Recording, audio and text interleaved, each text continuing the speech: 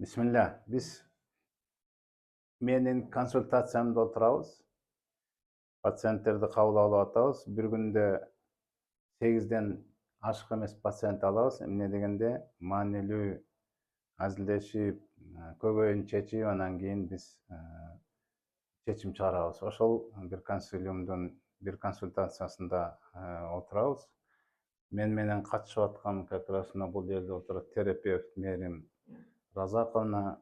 Кичине үйрөнөм деп мынакей Байзак биздин лор врачыбыз келип отурат.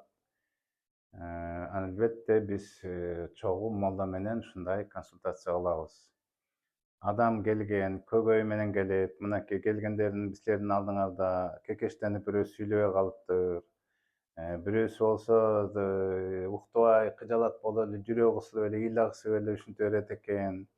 Бирөөлөр болсо операция болуп улам бир жери айыкса кайра эле башка жери ооруп, акыркы убакта иши жүрбөй, үй бүлөсү менен мамилеси жакшы болбой, кызматтан көтөрүлгөн сайын анын проблемасы көбөйүп аткандар ушундайларды айтып беришип атат.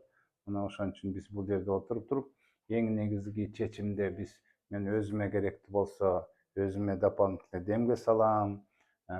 Психолог керек боло турган болсо психологко жиберебиз.